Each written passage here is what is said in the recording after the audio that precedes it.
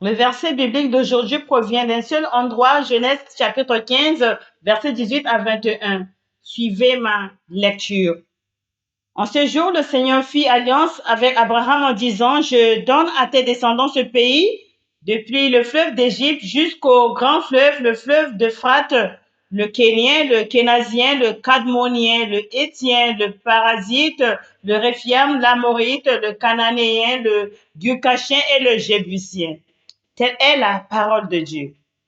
Aujourd'hui, j'aimerais partager la grâce avec vous. Il y a un sermon intitulé Entrons dans Canaan. Conquérons Canaan. Nous savons donc que Canaan représente pour nous le royaume de Dieu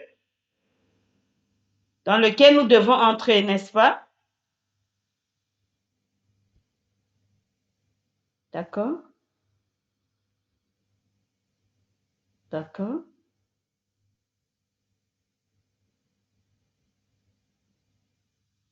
Dans le chapitre 15 de Genèse, qui est le chapitre de l'Alliance du flambeau, c'est une scène de ratification entre Dieu et Abraham, notre Père de la foi. Du verset 18 au verset 21, Dieu désire tellement donner ce pays de Canaan aux descendants d'Abraham qu'il a même défini la frontière exacte. Il a déjà dit aux gens qui y vivent afin que les gens puissent être prêts et obtenir ce pays. Nous savons que cette promesse est donnée aux descendants d'Abraham, c'est pourquoi Galates chapitre 3, verset 29 nous dit que nous qui sommes de Jésus-Christ sommes des descendants d'Abraham. N'est-ce pas cette ancienne histoire de Galates 15, Genèse 15, cette promesse que Dieu a faite à Abraham s'applique donc à qui? À nous aujourd'hui, qui croyons en Jésus-Christ et qui sommes donc devenus les descendants d'Abraham. Dans Genèse 15, Dieu a défini cette frontière depuis le grand fleuve d'Égypte jusqu'à Euphrate.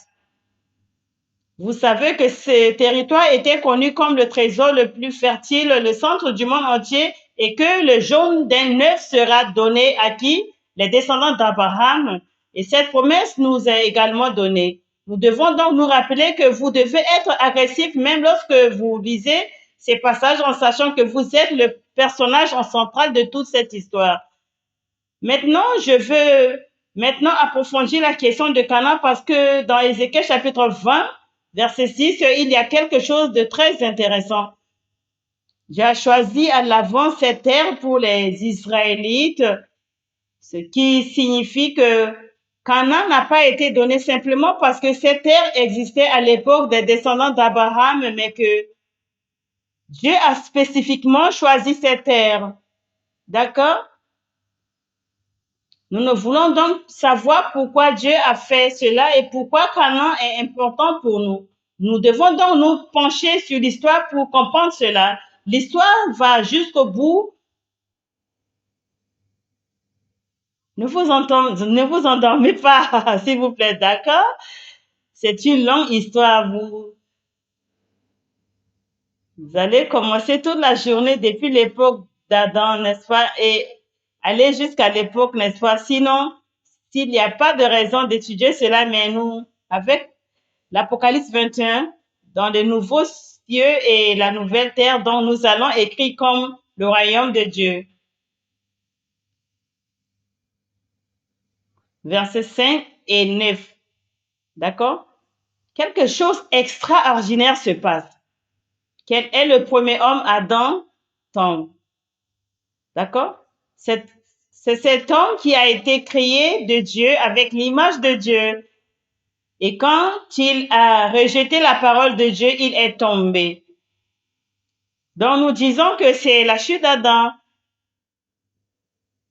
Mais quand il est tombé, lui qui était la pièce maîtresse de toute la création, quand cet homme est tombé, tout le reste de la création est tombé avec lui. Nous devons vraiment remarquer ceci, ce n'est pas seulement un homme qui est tombé parce qu'il n'a pas obéi à la parole de Dieu. Dès le début, la Bible ne définit pas l'identité de l'homme comme étant aussi légère que nous le pensons. La Bible réduit l'identité de l'homme au reste de la création. Ainsi, quand Adam est tombé, Genèse 3,17, parce que tu as écouté la voix de ta femme au lieu de la voix de Dieu, le sol est maudit. Qui est une faute, qui est cette faute? Adam, c'est ça? Adam est une faute, mais Dieu ne maudit pas Adam, mais il maudit le sol. Et depuis, je vais devoir dessiner avec une fleur. C'est très joli, c'est censé être des épines d'accord et des chardons. Ce sol qui était rempli de beaux arbres et de fruits produits maintenant, avec la chute d'Adam, des épines et des chardons. Quand vous avez des épines et des chardons, vous ne pouvez pas avoir de fruits parce qu'ils seront tous étouffés et mourront en dessous. C'est ça l'état que la chute d'Adam a apporté à l'humanité. Plus intéressant, Osée chapitre 6, verset 7 dit que ce qu'Adam a fait, c'est qu'il a transgressé l'alliance de Dieu.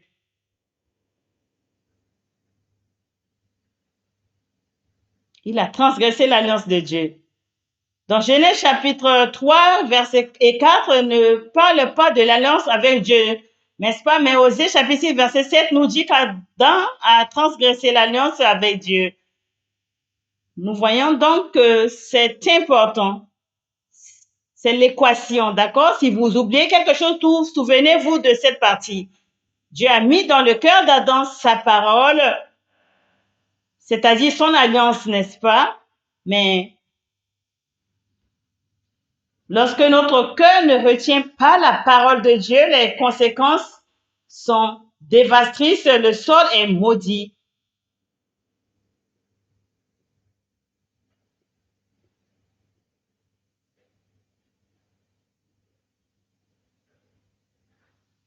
C'est le début de la Bible. La voix de Dieu a été constante du début à la fin. Les conséquences horribles de ce monde dans lequel nous vivons ont toutes commencé où? De l'incapacité des hommes à garder la parole de Dieu dans leur cœur. Nous avons parlé de l'annexion du Japon, de l'humiliation de cette nation, vous savez, ou de l'humiliation d'Israël en étant esclave de l'Égypte. Toutes ces conséquences dévastatrices sont dues au fait que nous n'avons pas su garder la parole de Dieu dans notre cœur. Dans notre cœur, l'état de notre cœur a donc une influence directe sur l'état du monde dans lequel nous vivons. Et vous pouvez voir que cela s'amplifie encore. Lorsque nous allons dans Genèse chapitre 4, verset 12, nous voyons le fameux premier meurtrier de l'humanité, n'est-ce pas?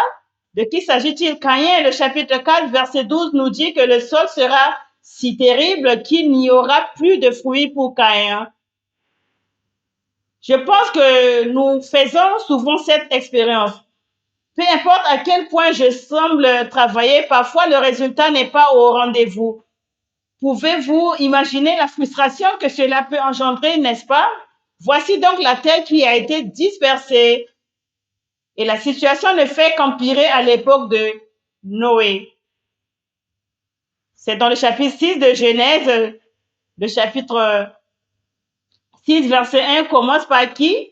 Le Fils de Dieu. N'est-ce pas? Le Fils de Dieu se corrompt en allant chercher les filles des hommes et en choisissant qui ils veulent pour se marier. Mais en conséquence, si vous voyez la Genèse 6 et ci-dessous, il est question de l'état de la terre. Le problème se situe au niveau des fils de Dieu, n'est-ce pas? Mais Dieu poursuit en établissant un lien direct avec l'état de la terre. Il dit que cette terre est remplie de méchanceté, de violence et de corruption.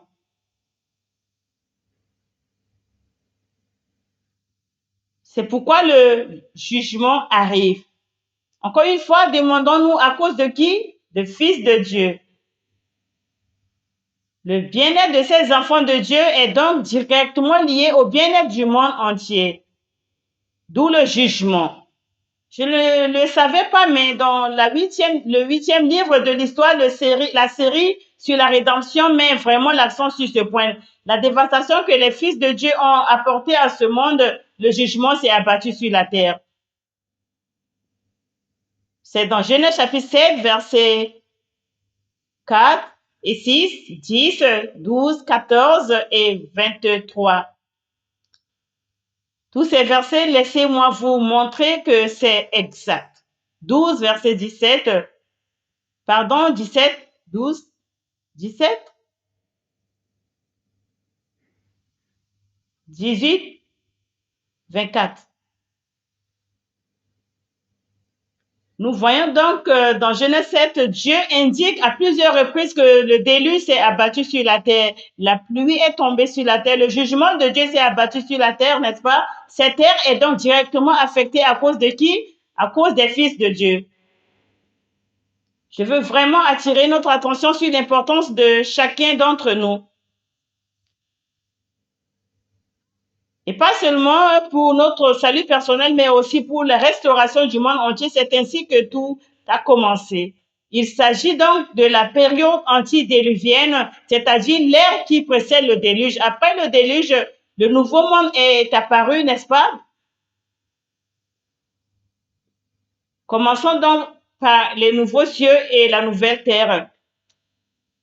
Il s'agit donc d'une période avant le déluge.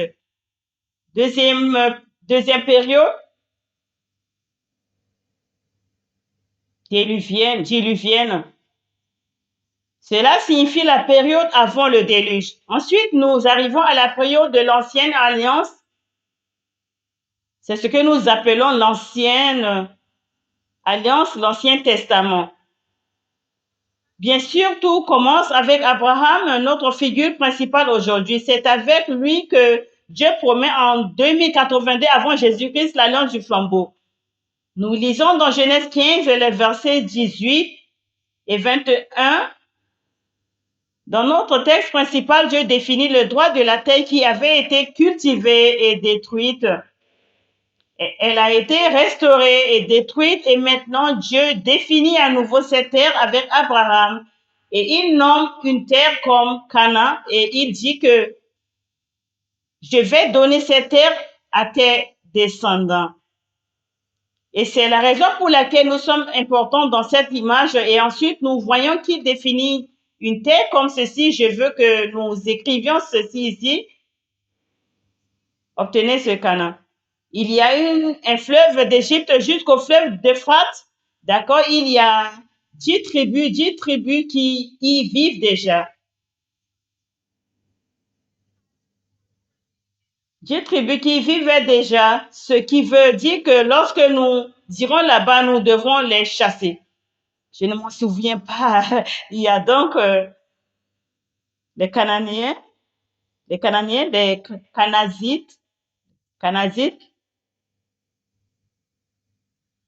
les Cadmonites. En fait, le révérend Abraham Park explique chaque tribu dans le 8e livre de sa série sur la rédemption. Les Hittites, les Parisites et les revenants.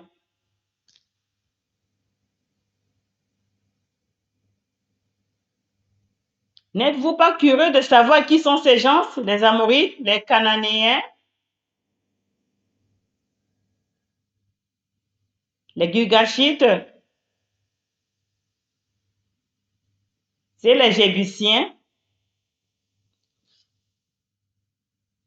Nous savons qu'il y a 10 tribus mentionnées et la même chose avec Abraham, mais aussi le nombre de tribus change parfois à 7, ainsi nous les appelons les 10 tribus de Canaan et 7 tribus de Canaan. Et certains des petits clans vont et viennent selon l'époque à laquelle nous nous trouvons. Mais ici, Dieu parle à notre ancêtre de foi, Abraham, de ces 10 tribus. Il faut donc les chasser. Après cela, voyons maintenant comment Dieu ici prend, n'est-ce pas, Ésaïe 46, verset 10. Le verset 10 d'Ésaïe 46 nous dit clairement que Dieu a rencontré la fin depuis le commencement, n'est-ce pas? Nous devons donc comprendre ce qui s'est passé dans le passé pour pouvoir comprendre ce qui se passe maintenant. C'est le verset 10 d'Ésaïe 46. Qu'est-ce qui se passe ici? À l'époque de Moïse, les Israélites sont enfin libérés. Et dans le chapitre 20 de Exode, Dieu accomplit cela en donnant à son peuple les 10 paroles, n'est-ce pas? Les tablettes de pierre contiennent 10 mots. 10 commandements. Et nous savons que Dieu a donné ces commandements aux Israélites. Il continue à dire que si vous vous en tenez à ces lois, à mes paroles, lorsque vous irez à Canaan, vous vivrez bien.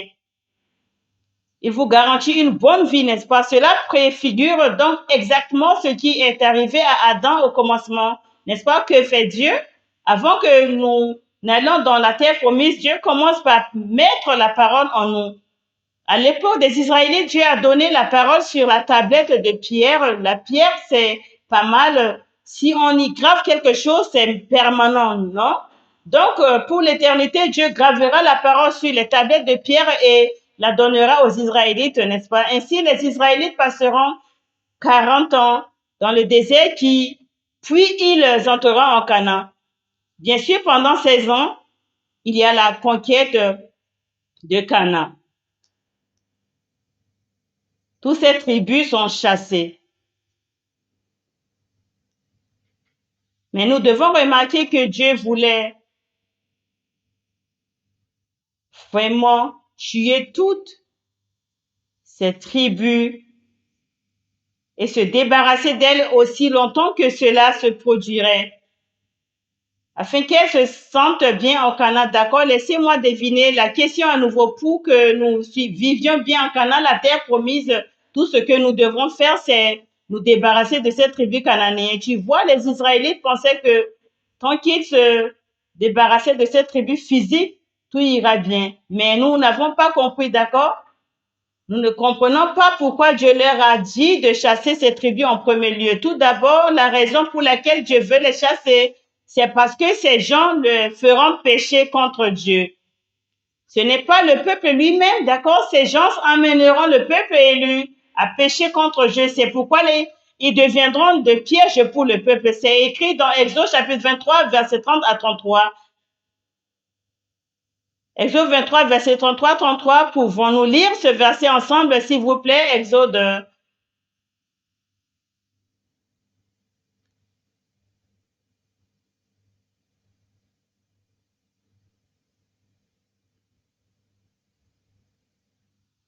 Exode 32, je suis désolée, 23, d'accord? Le verset 30 dit, peu à peu, je les chasserai devant toi. Qui les chasse? Israël n'a rien à faire. Dieu les chassera. Et il dit, chassez-les devant nous jusqu'à ce que nous vous voyez plus nombreux et que vous possédiez le pays. Verset 31, je fixerai vos limites depuis la mer Rouge jusqu'à la mer. Les Philistins et depuis le désert jusqu'au fleuve, car je livrerai les habitants du pays entre vos mains et vous les chasserez devant vous. Vous ne ferez point d'alliance avec eux ni avec leur Dieu. Ils ne demeureront pas entre vos mains de peur qu'ils ne vous fassent pécher contre moi. Car si vous servez leur Dieu, ce sera un piège pour vous. Nous savons donc qu'historiquement, les Israélites n'ont pas pu chasser tous les Cananéens, tous les habitants.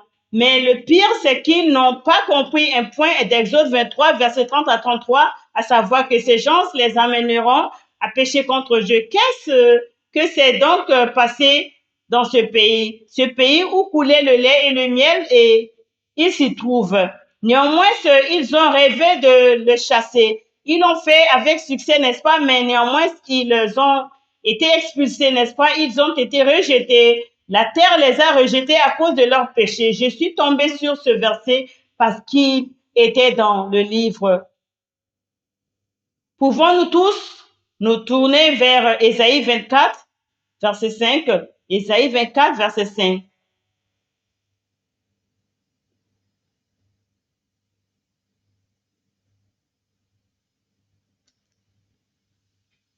Qu'est-ce qui souille la terre?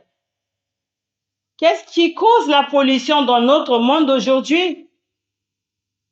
Au verset 5, il est dit, mon verset de NKJB dit ceci, la terre est aussi souillée sous elle, ses habitants, parce qu'ils ont transgressé les lois, changé l'ordonnance, rompu l'alliance éternelle. Ainsi, au début à la fin de la Bible, dans la perspective de Dieu, la pollution de cette terre est causée par quoi? Les hommes ont transgressé la parole de Dieu. Ils ont rompu l'alliance de Dieu.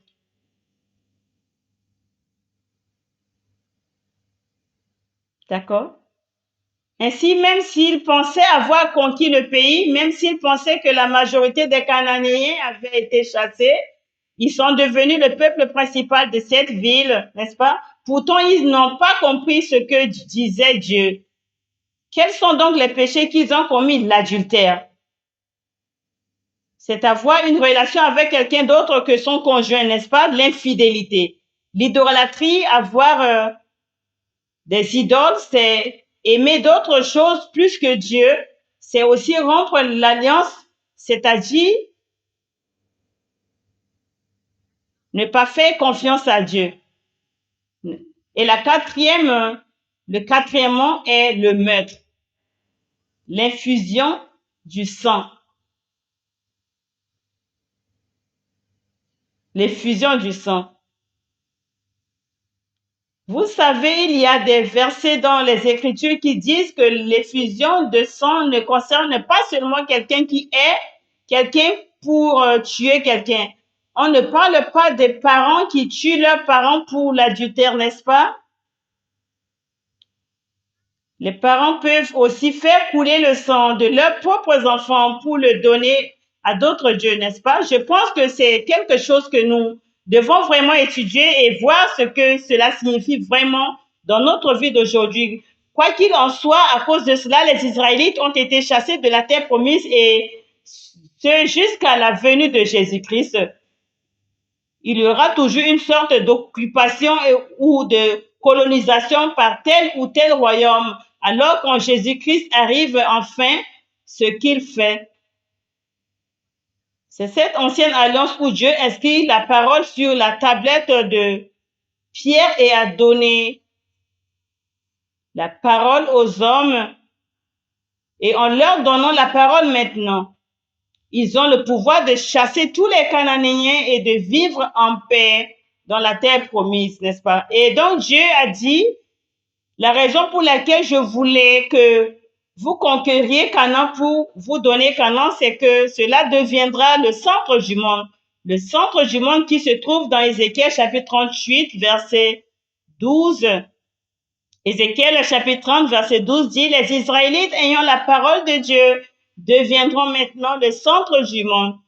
Donc, afin de restaurer ce monde entier qui est tombé dans la corruption à cause de la chute d'Adam, Dieu voulait choisir cette pièce maîtresse du monde qui est Canaan, n'est-ce pas? La raison pour laquelle Canaan peut devenir le centre du monde n'est pas que les Israélites étaient tous les bonnes personnes. Ils étaient peu, ils n'étaient pas, ils étaient juste des minorités. Mais pourquoi Canaan peut-elle devenir le centre du monde, la scène centrale de Dieu dans sa campagne pour le reste du monde parce que la parole est là? Nous ne devons donc pas être limités par la situation géographique. Permettez-moi de dire Canaan directement à l'Esprit de Dieu pour notre omniscience. Ce n'est pas une frontière physique, n'est-ce pas, là où se trouve la parole de Dieu, c'est le centre du monde. Là où se trouve la parole de Dieu, vous êtes le centre du monde. Ne vous considérez donc pas comme un petit être. Chacun d'entre nous qui a reçu la parole de Dieu occupe une place centrale dans la campagne de Dieu pour conquérir le reste du monde. N'est-ce pas? Nous sommes le centre du monde. Amen. C'est pourquoi Canaan a été choisi. Quand Jésus-Christ est arrivé, n'est-ce pas, tout le monde attendait comme c'est le Messie. Il pensait qu'il allait conquérir Israël en tant que territoire, n'est-ce pas? Là encore, nous voyons que notre perspective et celle de Dieu sont différentes, n'est-ce pas? Ce que Jésus-Christ a fait, c'est qu'il est mort sur la croix. Alors tout le monde, les disciples étaient comme déconcertés par cela. Comment cela est-ce possible? Nous pensions qu'il allait être le restaurateur d'Israël. Il allait nous rendre la terre d'Israël. Mais ce n'était pas le cas. Au lieu de cela, Jésus a dit en Hébreux chapitre 9, verset 15 et en Hébreux chapitre 10, verset 15 et 16, et aussi en 1 Corinthiens chapitre 11, verset 25, il disait, je donne mon sang comme une nouvelle alliance. Il accomplit donc ici une nouvelle alliance. Nous voyons donc le contraste avec l'ancienne alliance que Moïse avait conclue, n'est-ce pas? Où Moïse a-t-il écrit la parole? Je veux dire, Dieu a écrit la parole, désolé, n'est-ce pas, sur la tablette de pierre. Mais ici, cette fois-ci, Dieu, par l'intermédiaire de Jésus, remet la parole dans notre cœur en médiatisant cette nouvelle alliance. Comme vous le savez, dans le chapitre 31 de Jérémie, il est question de la nouvelle alliance très essentielle pour les chrétiens d'aujourd'hui. La parole n'est pas en dehors de nous, mais elle est gravée dans notre cœur et notre esprit. Nous ne sommes donc pas forcés de faire ce qui est juste, mais nous faisons ce qui est juste avec joie, avec plaisir, volontairement faire ce qui est juste. D'accord? C'est la nouvelle alliance. Tout le monde aspire à la nouvelle alliance, mais voilà, Jésus l'a déjà accompli. Il a déjà été le médiateur de l'alliance, tout comme Moïse a été le médiateur de l'alliance pour les Israélites, c'est vrai. Et donc, la parole est dans nos cœurs maintenant. C'est dans 2 Corinthiens chapitre 3, verset 3, quand Jésus est venu, tout le monde s'attendait à ce qu'il restaure la terre, mais au lieu de parler de restaurer la terre, il parle d'autre chose. Qu'est-ce qu'il dit? Il dit quelle est la vraie définition de la terre? Et il dit que cette terre est notre cœur. Cette terre est notre cœur. Il parle d'une bonne terre. D'accord? Pouvons-nous nous tourner vers la définition que Jésus donne de la terre? Voyons Luc chapitre 8, verset 15.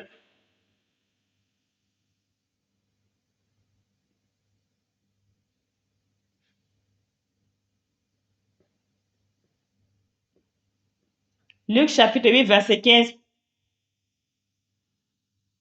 Pouvons-nous lire d'une seule voix, s'il vous plaît? Luc chapitre 8, verset 15 dit, mais la semence de la bonne terre, ce sont ceux qui ont entendu la parole d'un cœur honnête et bon, qui la retiennent et qui portent du fruit avec persévérance. D'accord?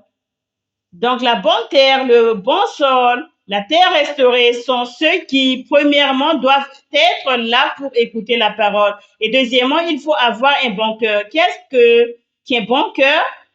Vous vous accrochez à la parole, c'est très difficile de notre point de vue, n'est-ce pas? Nous pensons qu'un bon cœur signifie que vous accomplissez toutes ces choses, cette chose-ci, cette chose-là, vous savez, Dieu est si heureux. Non, la définition de Dieu et d'un bon cœur, c'est de s'accrocher à la parole. Alors, c'est bon aux yeux de Dieu, n'est-ce pas? Et vous persévérez.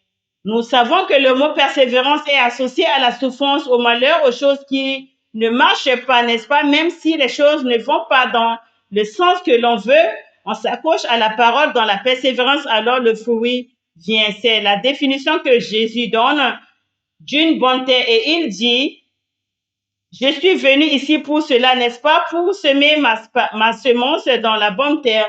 Encore une fois, nous pouvons voir qu'il met l'accent sur notre cœur. Il dit qu'il y a un trésor dans notre cœur. Tout le monde, chaque homme a un trésor dans son cœur, mais il y a un bon trésor, un homme avec le bon cœur, un bon homme avec un bon trésor dans son cœur. Il y a un homme mauvais avec un mauvais trésor dans son cœur. D'accord?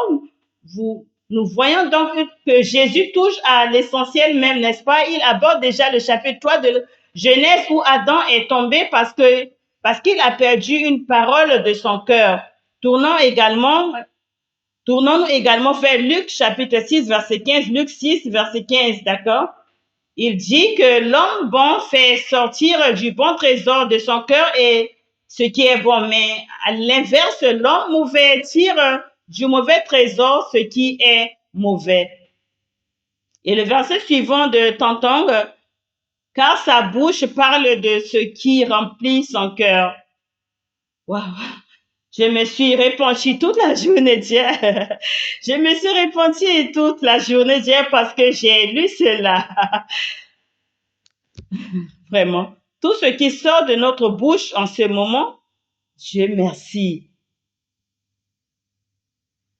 Je suis évangéliste parce qu'en ce moment, je parle de la parole de Dieu, n'est-ce pas? Mais vraiment, vous savez, nous devons être francs à ce sujet. Ce qui sort de notre bouche vient de ce qui est dans notre cœur. Ce que, c'est ce que Dieu, c'est ce que dit le restaurateur de son royaume. Il se concentre, il voit jusqu'au plus profond de nos cœurs. Qu'est-ce qui remplit votre cœur? C'est ce à quoi Jésus fait allusion. Avant de parler de la libération de notre pays, de la conquête de cette terre, de la libération par rapport à l'Empire romain, avant tout cela, Dieu nous dit de nous pencher sur les bases fondamentales de notre foi, notre vie de foi. Qu'y a-t-il dans votre cœur? Nous confessons maintenant qu'il y a rien de bon dans notre cœur, rien de bon ne vient de l'être humain. Il n'y a qu'une seule bonne chose, c'est notre Dieu d'en haut, n'est-ce pas? Passons maintenant au chapitre 7 de l'évangile de Marc, des versets 20 à 23. Marc, chapitre 7, versets 20 à 23, Jésus est très clair. Ce qui nous souille ne vient jamais de choses extérieures. Rien de ce qui est extérieur au monde ne peut nous salir. La seule chose qui peut nous salir ou nous polluer, c'est ce qu'il y a dans notre cœur. Devons-nous dessiner cela à nouveau? Nous devons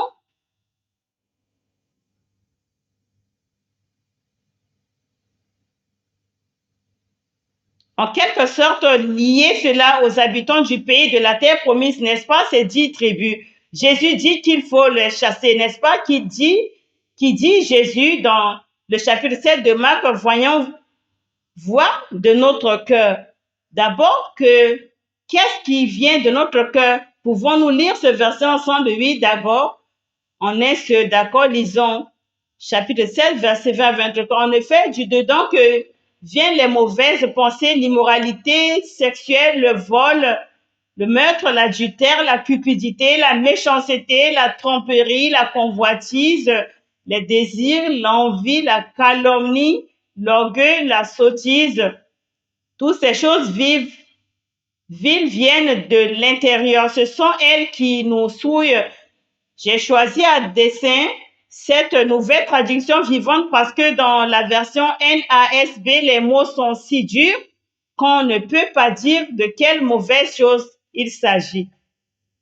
La version la plus simple commence donc par la mauvaise pensée. Écrivons-le en priant pour que lorsque nous confessons qu'elles sont en nous, nous devons en même temps à Dieu de les enlever de nos cœurs. Amen, d'accord? Et l'immoralité sexuelle, le vol, le maître, nous savons que tout cela est très lié aux 10 commandements lorsque nous l'étendons au domaine du cœur. Lorsque vous convoitez ou lorsque vous haïssez votre frère, d'accord? Et aussi la postface, l'adultère, la cupidité, la méchanceté, la tromperie, les mensonges, les désirs lascifs, l'envie très facile à attraper, la calomnie, quelque chose que nous faisons tout le temps, je suis désolée. L'orgueil et même la folie. Pourquoi? Parce que si nous connaissons la parole de Dieu, c'est la sagesse même. Et si nous ne connaissons pas la parole de Dieu, nous devenons folles.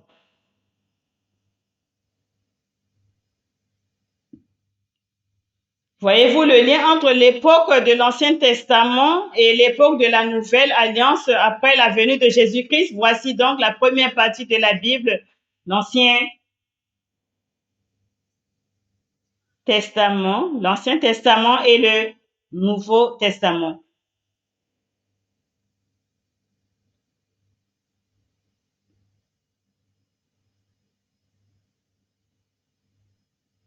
Vous vous direz, oh non, j'ai tout ça, alors qu'est-ce qu'on va faire?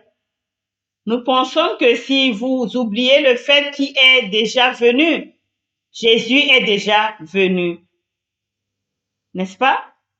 La différence entre l'Ancien Testament et le Nouveau Testament, ou l'Ancienne Alliance et la Nouvelle Alliance, c'est que le pouvoir de la loi est très difficile, est très différente. La puissance de la loi de l'Esprit que Jésus-Christ a apporté est si puissante qu'elle est capable de nous libérer de la loi du péché et de la mort qui était posée dans l'Ancien Testament. Tournons-nous vers Romains chapitre 8, versets 1 et 2. C'est un verset qui nous dit que Jésus nous a libérés. Romains chapitre 8, versets 1 et 2, lisons d'une seule voix.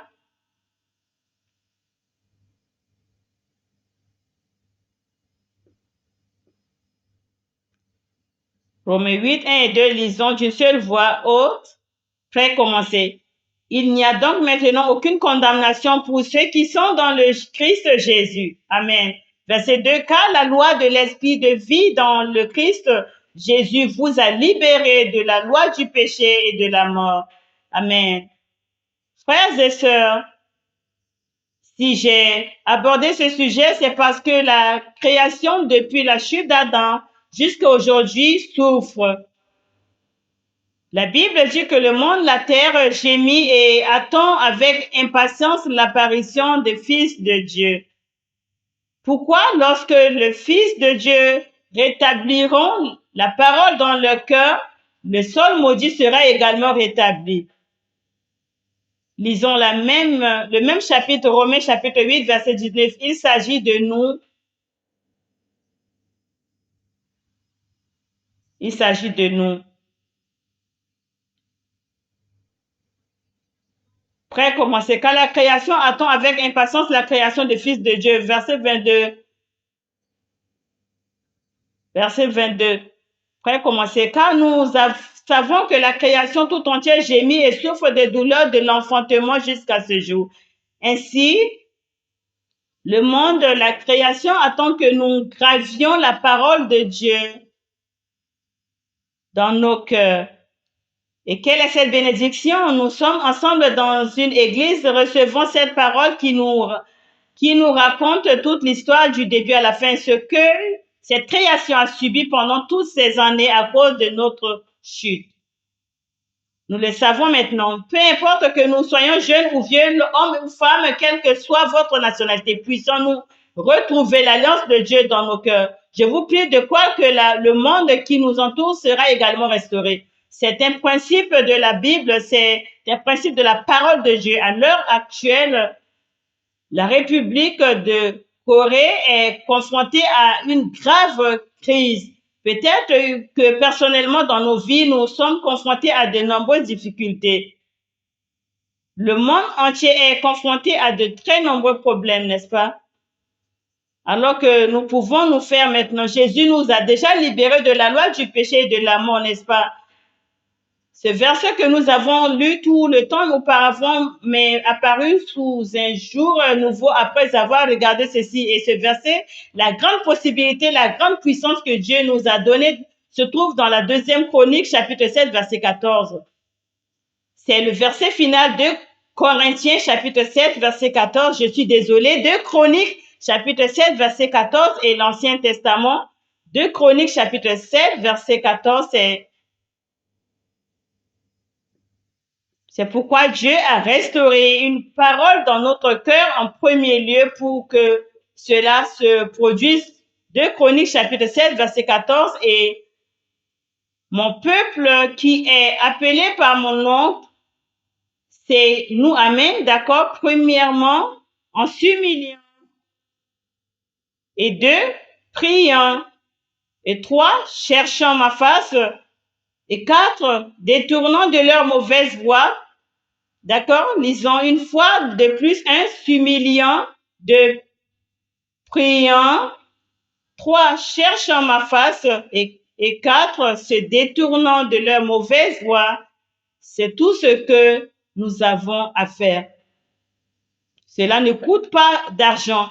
Il ne s'agit pas de quelque chose d'extraordinaire, d'une sorte d'accomplissement, d'un surhomme que vous devez faire. Si nous ne faisons que ces 4-là, qu'est-ce qui vient ensuite? J'entendrai parler du ciel, nous pardonnerons leurs péchés et ils guériront leur terre quand nous cherchons Dieu avec son alliance dans notre cœur, Dieu est celui qui guérira la terre.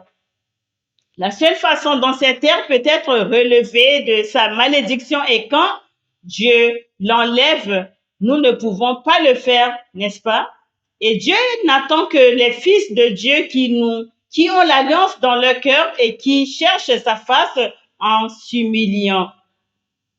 Je prie donc pour que nous commencions la seconde moitié de l'année, car nous avons reçu la grande puissance d'en haut. Puissant, puisque nous avons reçu la parole de Dieu dans nos cœurs et dans notre alliance, soyons ceux qui prient Dieu, qui deviennent humbles, n'est-ce pas? Cherchons la face de Dieu et détournons-nous de toutes ces mauvaises voies. Tant que nous le ferons, Dieu entendra nos prières et guérira nos vies individuelles, notre Église, notre famille, cette nation et le monde, n'est-ce pas? Lorsque le monde, la nation viendra à la parole, vous savez, la vision est si grande que nous demandons comment cela peut arriver, comment est-ce possible. Vous savez, même en regardant la Corée du Sud qui est tellement corrompue, si vous regardez les gens ou l'état dans lequel nous sommes, c'est irrécupérable. C'est ça, n'est-ce pas? Mais Dieu dit, tant que vous garderez ma parole dans votre cœur et que vous me cherchez, je guérirai ce pays. Faisons en sorte que cela se produise ensemble, n'est-ce pas? Terminons par la paix. Nous adorons notre Père. Nous te remercions infiniment de nous avoir accordé cette grande vision. Nous sommes si petits et nous ne sommes personne, mais tu nous as placés au centre du monde parce que ta parole est entrée dans nos vies. Le Shiloh est peut-être très petit, mais je sais que tu as voulu que le Shiloh devienne le centre du monde pour recevoir toutes les nations lorsqu'elles viendront. Si nous regardons cette vision, Père, nous sommes si petits et tout semble si impossible, mais maintenant nous réalisons en étudiant la parole de l'histoire rédemptrice que chacun d'entre nous est très précieux. Lorsque nous retrouvons cette alliance perdue dans notre cœur, alors lorsque nous reviendrons à toi, tu restaures également la terre où nous trouvons. Père, nous prions pour Shiloh, pour que Shiloh devienne un peuple de ton alliance et que nous soyons les premiers à nous humilier, à prier avec dévouement et à chercher le visage d'amour et de bonté de notre Père Dieu. Et s'il te plaît, aide-nous, Dieu, à nous détourner de nos mauvaises voies. Laisse-nous devenir les premiers à servir de modèle afin que tu entendes nos prières et que tu guérisses notre pays, Père. C'est un grand espoir que nous te remercions infiniment de ne pas nous avoir oubliés, de nous tenir fermement jusqu'à aujourd'hui, afin qu'aujourd'hui encore tu aies gravé ta parole dans nos cœurs. Merci beaucoup pour ta fidélité. Au nom de Jésus, nous te prions. Amen.